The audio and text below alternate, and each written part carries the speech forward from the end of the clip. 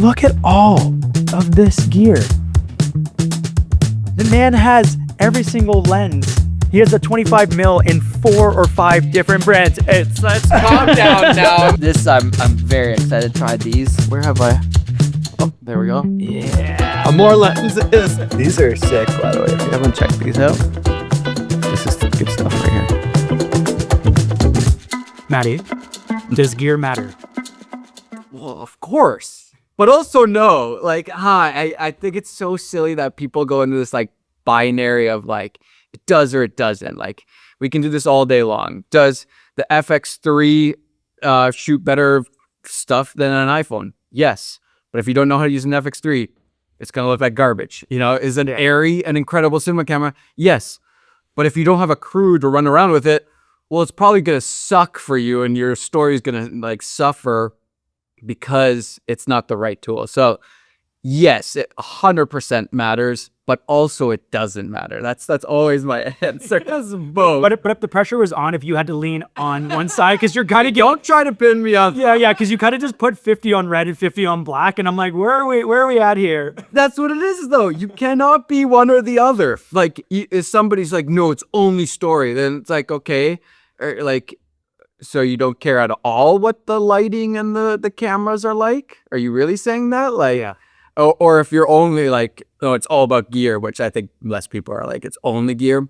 I think the monkey brain in us is all about gear. Yeah, because it's easy. It's like, you know, you don't have to work hard. You just like go on a website, click, buy. Like, I'm a better filmmaker now. Whereas like if you want to focus on the gear doesn't matter side, you actually have to go out and do something. Everybody's heard of the Helios 442 58 mil, but I went to Maui. I only picked 2 lenses. I picked my 24 mil G Master Sony. Love that lens. F1.4. It's beautiful, modern, clean, perfect in every way, basically.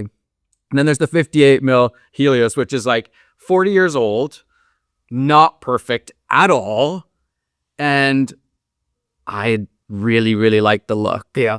I wish I had the same look on the 24 mil. That like, I wish companies made lenses that weren't so perfect. Again, of course it matters, but like, does it have to be expensive? Does it do newest and latest greatest? Nah, like. Yeah, I mean, it's always a happy marriage between both sides of that spectrum. Yeah. I also think that if your career is not quite where your expectations are and you're going, the gear, the gear. If they had an Airy, then they would hire me. Yeah, which is an easy trap to fall into. I think we've all kind of gotten there, at least. Maybe I won't speak for everyone, but I've been there before, where I was like, oh, I'll be a better filmmaker, or I will be more successful if I have a red. That still happens, dude. For sure. I still am like looking at Komodos on Marketplace, being like, should I buy one of these? I think there has to be a marriage of like what do you actually need? Like, especially if you're buying a camera, if you're an owner operator, like it has to be a camera that you're actually going to use on your shoots and make sense. Like if you're doing weddings, an Airy is a dumb camera for you. If you're doing commercial shoots, no, it's like, actually, it might be smart. And then there's also like the part that most people don't talk about is like the financial part. Yeah. Like, how much does it cost you? And can you even afford that? Or the flip side, like I bought my first cinema camera before YouTube. I bought a C300 Mark II. Yeah, it was a big deal. It was like $18,000 or something, I think. It was worth more than twice what my car was worth. Yeah. But I knew that if I buy this camera, I had done my research, this camera will get rented or used on the productions that I'm working on currently. Yeah. And so I basically paid it off in like no time because I was just renting it out, and they would hire me because they knew like, oh, you know, like I'd go on package deal. Exactly. We'll send Matti to do this little Nike thing. We don't know what this Nike thing is yet. We just need it to be covered. He's good. You know, he can shoot. He has his camera, everything. And I make $3,000 in a half day. I'm like, sick, you know? And so there is like that third element of like the finances that people should be looking at more so. Well, maybe before your first product, my other question to you is, now 2025, do you think that having a camera is going to get you, like having the camera, the desirable camera, is going to get you the job? Because when you're looking at the market and everyone's shooting with like FX3s and like other standardized equipment, I'm almost now hiring someone only because of their ability to use that camera and their vision. So it's a little bit tricky because I don't think the camera matters that much, but then there's all these little things like, well, it's just easier logistically if this guy has the camera package. Totally. You know, that could be. There's also like one of the biggest reasons I bought an Arri was like, I want to know how to use an Arri and be super comfortable with it. Yeah. Every camera is slightly like your camera. We have a Sony and 2 Panasonics, and it's like, I don't remember how to use the Lumix anymore. Yeah. I used to use that. I don't remember anymore. So when I'm like, you do this, like, Yeah. it like scare. Now, if I pick up a Sony or an Arri right now, great. Red, Yeah. I'd be lost. Yeah. I wouldn't know what I'm doing. And so like there is like a bunch of different like different reasons for it might be beneficial, but in the end, like if you don't have a good reel or if you're not good to work with, like the camera's not gonna help you. That's so funny because I think I always try to encourage people to be like, whatever you have now, like actually just know it inside and out and how to present it. Because more important. Yeah, it's so much more important. You don't need the other piece of gear because there's people who can shoot on something that's 10 years old and get incredible results, and they're fast, like you were talking about. They know it. Can we go into my first one? Yes. This is perfect segue. Yeah. My first one, it's always in my pocket, the iPhone. If you are a filmmaker or photographer, this is your greatest tool by far. Yeah. It is the camera that I use the most. If you can't shoot good stuff on this, you suck. Like, it is that simple. Yeah. And it's crazy that this is in your pocket, multiple lenses, insane dynamic range, and like you basically have a gimbal inside, like Yep.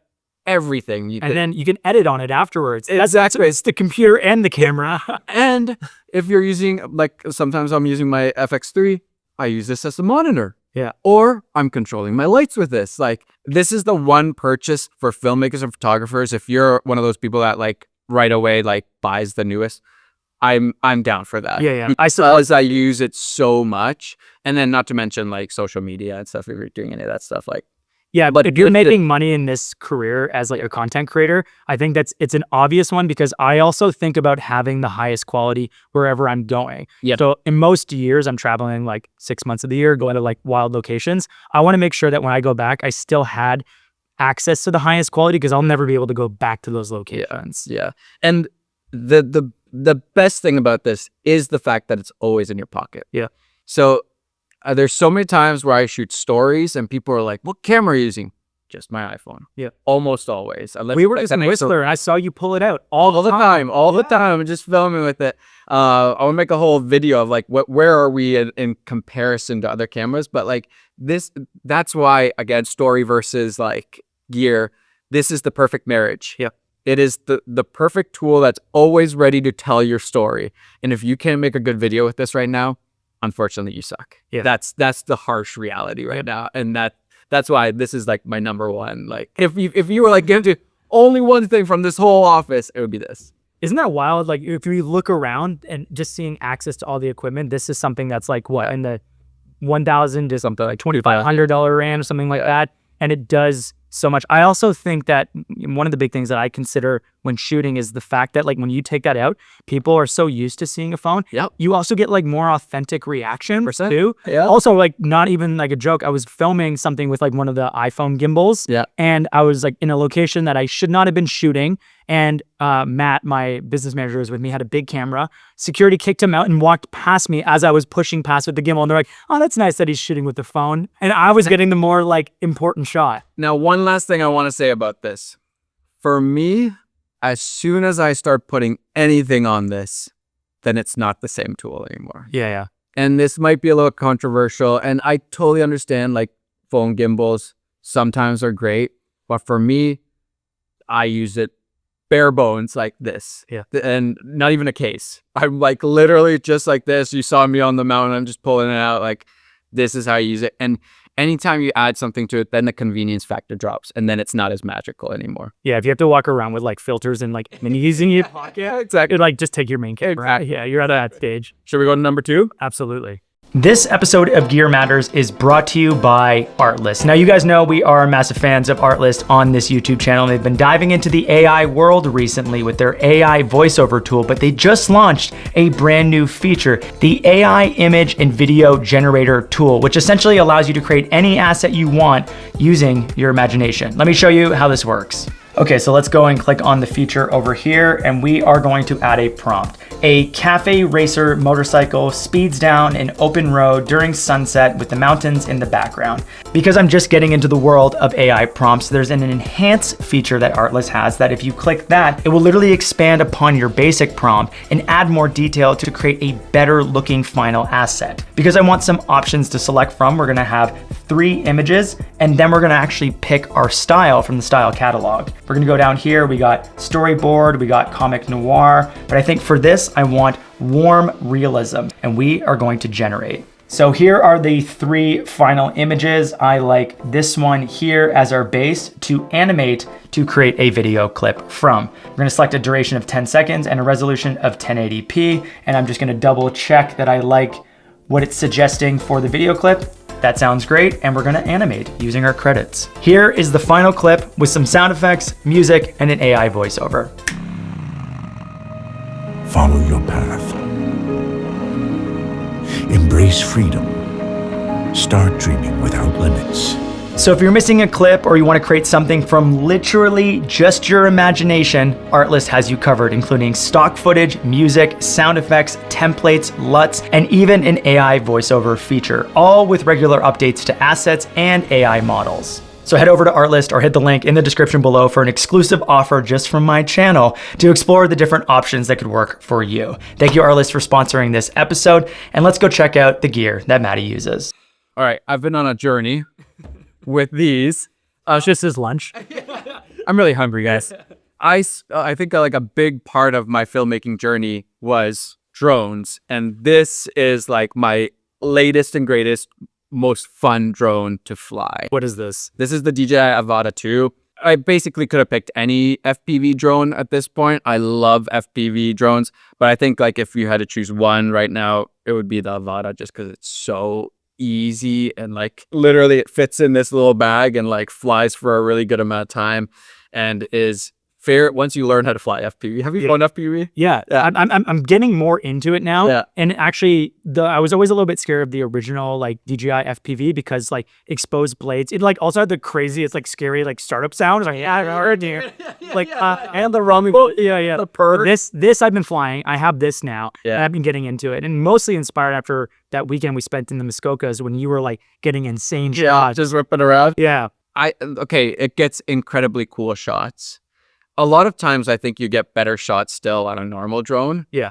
But the reason why I picked this was that it's so fun. And I think a lot of times people forget, like sometimes a piece of gear is meant to just inspire you because it's so fun to use. Yeah. And FPV is the perfect tool like that for me. I can take it anywhere and explore places and see them like nobody else gets to see. Yeah. Like I'm in Maui. Bird. Yeah, I'm in Maui and there's whales out there. Oh, I'm going to go check them out. And I go fly over there and get some cool shots. Oh, there's a mountain there. Oh, what the, like, I get to see all these cool places that nobody else gets to see. And it's like almost like I'm flying myself. And then, yeah, you also get cool shots at the end of the day. And everybody's like, what the heck? You know? Yeah. Also, I think a big misconception with a lot of the DJI drones is that people will buy them, be very like careful with them, and then be worried that like if they damage it, it's going to cost a ton of money. I've now crashed my Mavic 3 Pro 3 times, and every repair bill was anywhere between $50 and $100. And like within 3 days of sending it, it's back home. When the Avata 1 came out, I bought 3 of them immediately because I was like, I'm going to crash these. Yeah. I'm going to need, guess how many of them I needed afterwards, the first one. I feel like you didn't need the other 2. I literally did not. Yeah. I only used the one, crashed okay, sorry DJI, you guys had a bug also where it was like nose diving basically. And so I crashed it a bunch of times actually. I had it in mud and all this stuff. And it still worked. And then same thing with my the FPV, the bigger one, DJI FPV. I crashed it in Norway. We'll go watch the video. We save it. It was there overnight in the mountains. Like you see in the video, it rolled like 1,000,000 times overnight in the mountains, in the snow. We find it. I still fly it. That's amazing. Iconic. Yeah.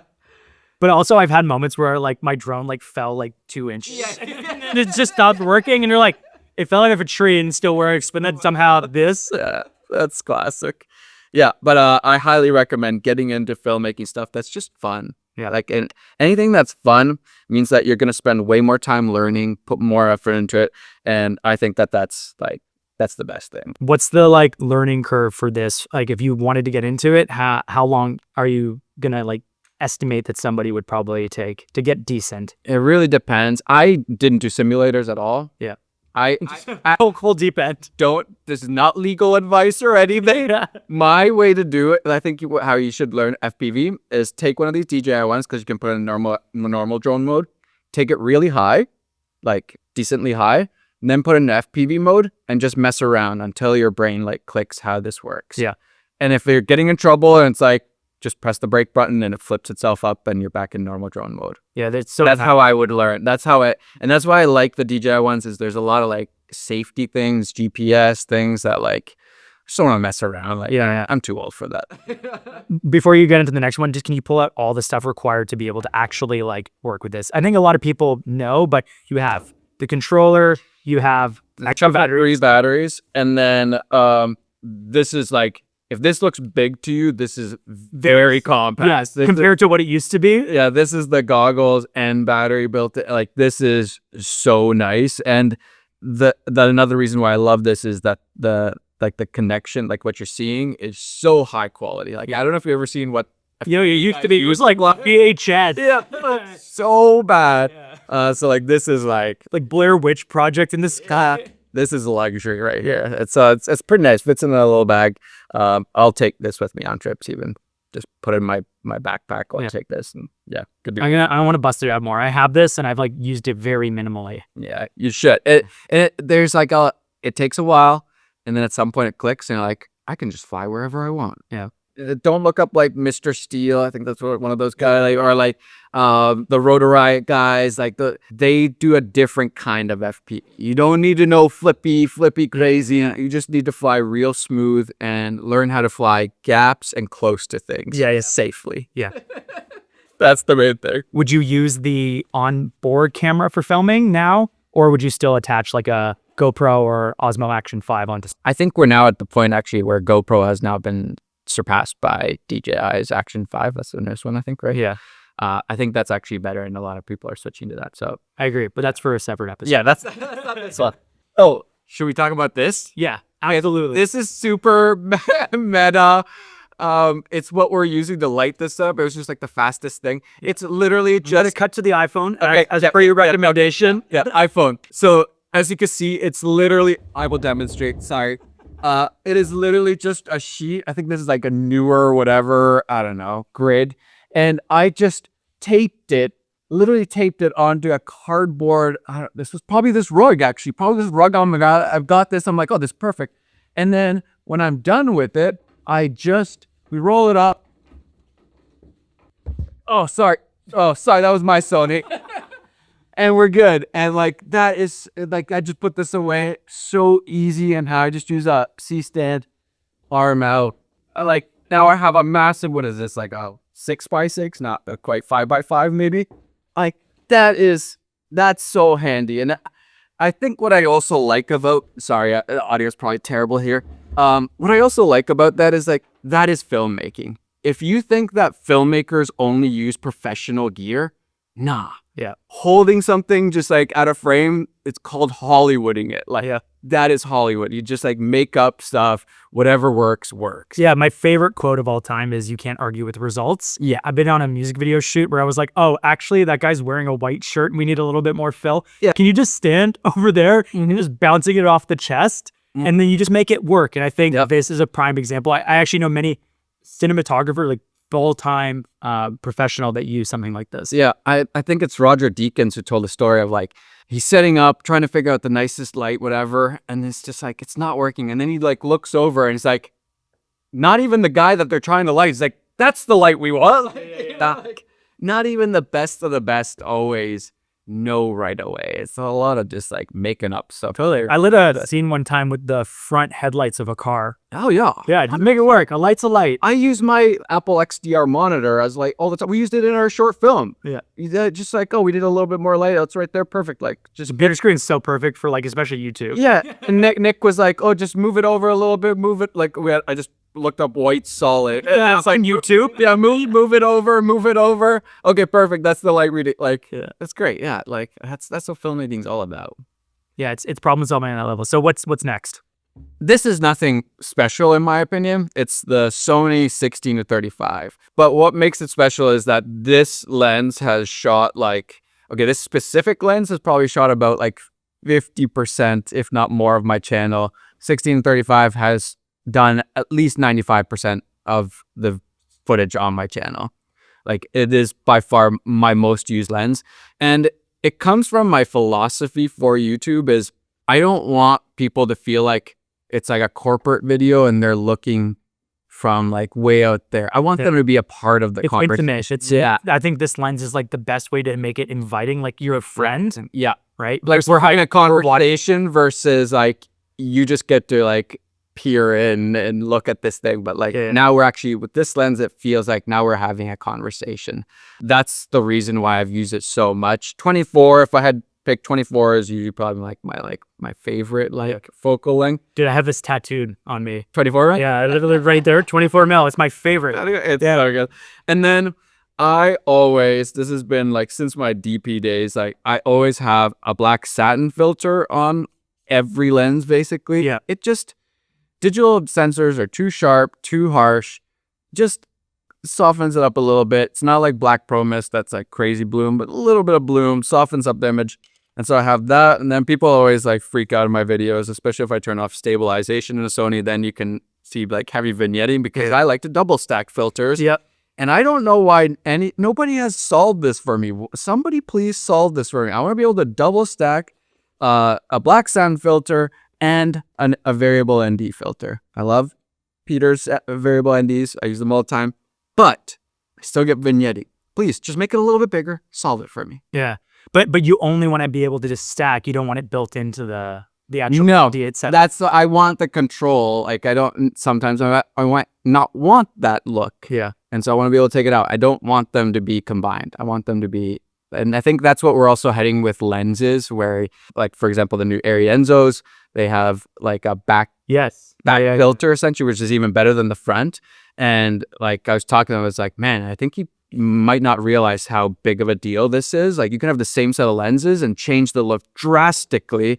Like some of their filters now that they have are like really cool. I made a whole like hour-long video basically about them. But then along with that, like, can you stack them? Like, can you put, I feel like this will be your next product that someone did. I don't, physical products I don't think are for me. It is so hard and so much work. I like to stick to the software and making videos. But yeah, this lens, like. And my only question, because this is the V1 version of this Sony. There is a V2. Why are you still shooting with this one? This one's no, just kidding. I've been A, too lazy, and B, I don't think there's that big of a difference to pay for it. Yeah. If Sony sent it to me, great, sure, I'll use it. Yeah. But they haven't sent me it, so I'm still on the. Well, this is the Mark 1. That's weird. I really wish I could save the extra grams. Love the smaller size letter. But yeah, it'd be nicer if like I could choose, sure, but like this works great. Yeah, my main two lenses that I travel with is the 16-28 Sigma f2.8 and then the 28-105, which are the two lenses, and like that pretty much covers everything for me. Yeah. So I get it. If I had to choose, usually when I'm traveling, I have this on my camera. It's like my main like YouTube vlogging, everything lens. And then I always have a 24 mm 1.4. And then it's like, then that third lens for me, if I take a third lens, it's usually something spicy. Yeah. Like the Helios 442 or something like that. I always think to bring a macro and then never use it. Yeah, I know.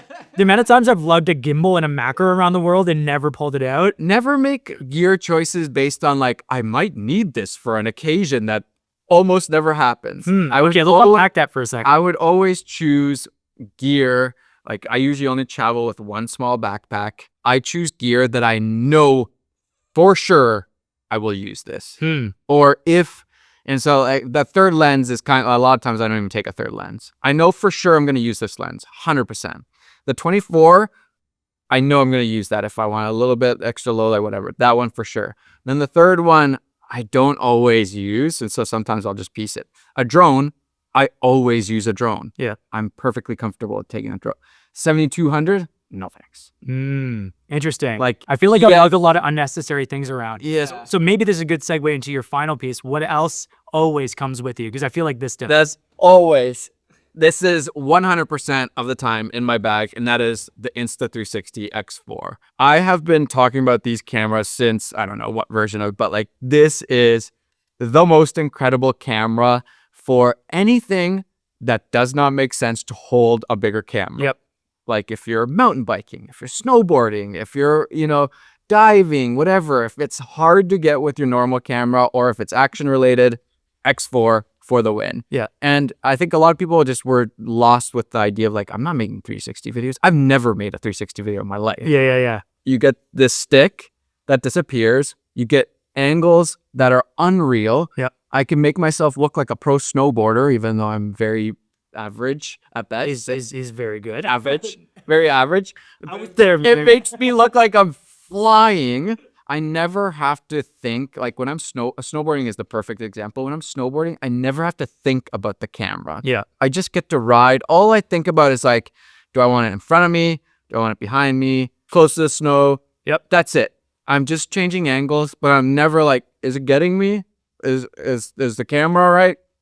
No. Yeah. The reframing, the only like asterisk with this is like when there's like snow or like rain, because then you have to at least pick like action mode, or if you're in 360, it just doesn't work the same because you get the like dots everywhere. But almost 90% of the time, I use this. Also, my most successful video I've ever made was shot on this. Really? Like from a views perspective. Oh, that's funny. Yeah. I'm not surprised.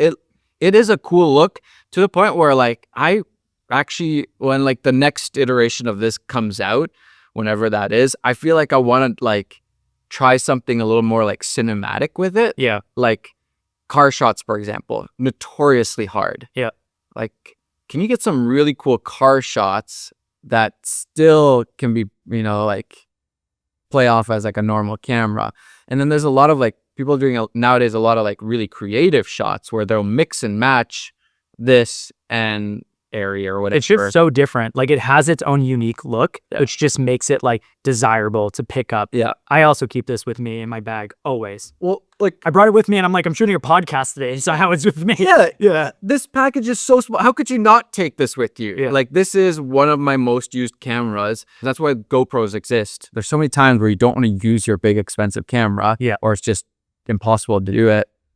And this is just a better version of that. It captures everything. And then you just reframe it after. Now the post is still a little annoying. We'll definitely say that. But the images, like the quality now of the X4 is just so freaking good. So this is one of my favorite cameras ever. So we'll end off on this one. It's a new question. What do you think is on the horizon for filmmaking in 2025 and maybe the next 5 years? Ooh.